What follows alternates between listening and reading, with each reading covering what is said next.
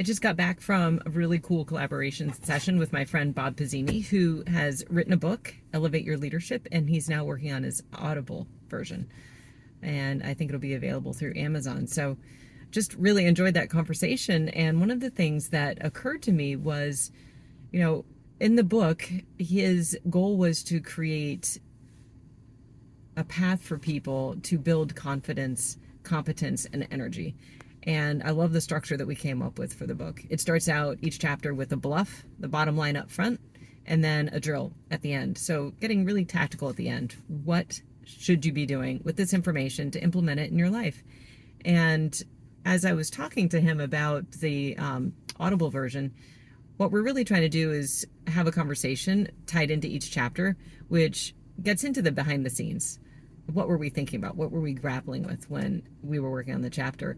But I was also thinking about one of the things that people struggle with is how to actually flip the switch and take the knowledge, the head knowledge of what they should do and integrate it into their busy daily lives. And one of the questions I asked Bob when he was talking about something that he would like to do, he actually said, well, that's a really good question.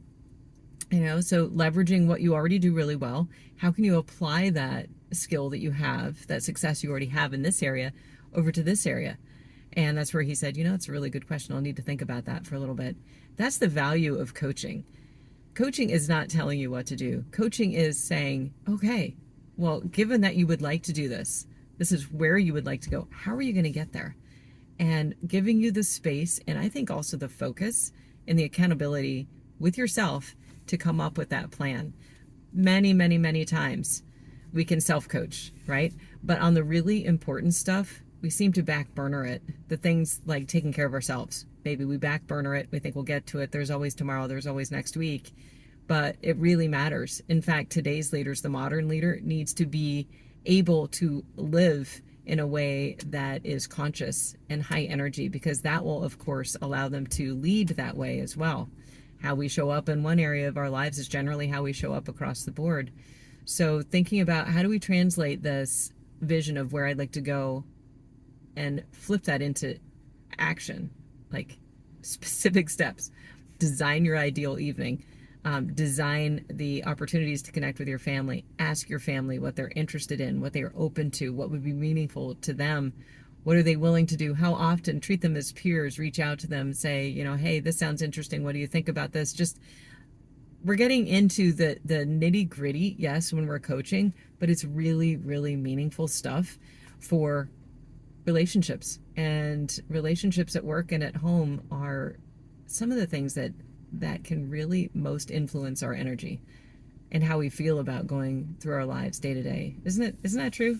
I mean, I think that's pretty obvious, right? I'm not saying anything profound, but often how we shape those interactions can seem rather mysterious, rather intangible, difficult to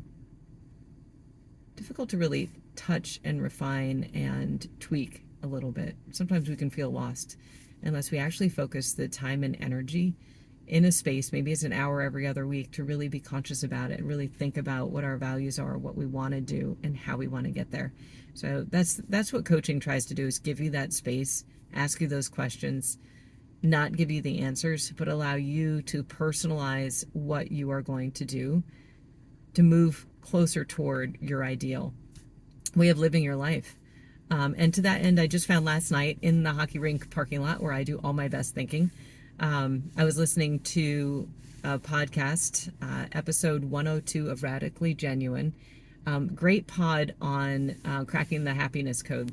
And buried in that podcast is a conversation about Seligman's work on positive psychology and an inventory of values. And what that really does, if you go and follow the link in the podcast, or you go to VIA character, so V as in Victor, IAcharacter.org, I think you'll find the survey. It gives you an opportunity to take like 5 or 10 minutes and assess what your values are by the way you live your life. When we look at a list of 50 values, it's so easy to resonate with every single one of them. I don't know about you, but I'll check off 27 of them and say these are all like level 10 importance for me. We can't actually live that way. But if you actually go and do the survey, you might find that it identifies the high, I think, middle, and lower values, the top 24. I think it does. It gives you that back for free. You can pay more for a more detailed survey. It helps just kind of refine it for you. And then think about that. Okay, what is that? And then how am I living? And how can I live that out more? And work with your coach on those questions. And think about being conscious this year as you're working toward turning those thoughts into actions. I hope that's helpful. I really enjoyed the conversation again with Bob. I will leave a note when the Audible book is available, but in the meantime, you can check out Elevate Your Leadership. Bob is one of the more conscious leaders that I've ever had the pleasure of working with.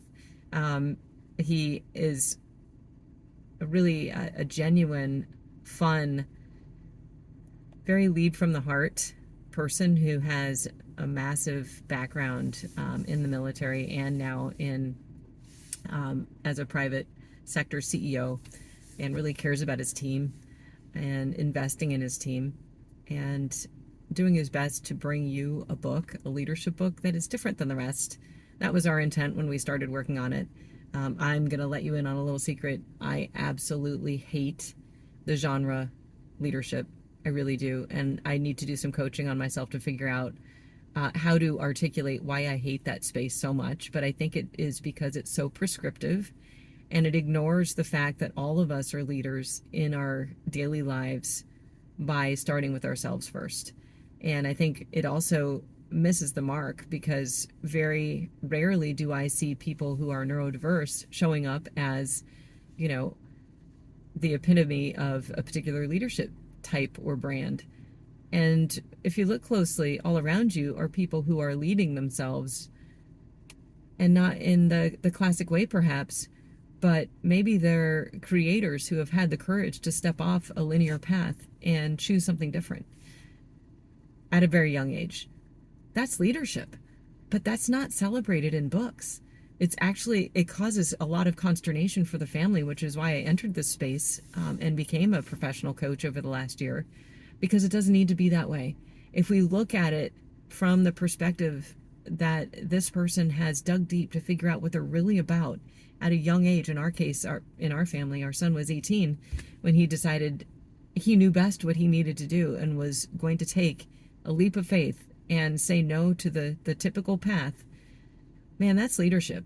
And we just don't talk about that enough. So when I was working with Bob as his book coach, I was coming at the challenge of writing a leadership book from that perspective. Like, to get me interested, it has to be something that hasn't been written before, because that space is so crowded and it ignores, I think, the unique and inherent leadership qualities that we all bring, and which we're all very good at ignoring ourselves. We are so good at criticizing ourselves and not putting ourselves out there in a way that is compelling, because we're ashamed of something that only we know about and no one else sees.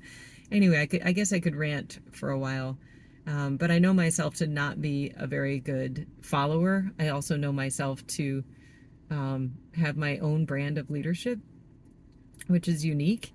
And I appreciate Bob's perspective because he values that. He says, your palette is going to be different and you need to think about what it is that defines you as a leader and then step out into that. And he just offers a starting point and the integral foundational concepts of leadership in part 1 of this book. And then in part 2, we get into the science of leadership and caring for yourself as a whole leader, as a whole person.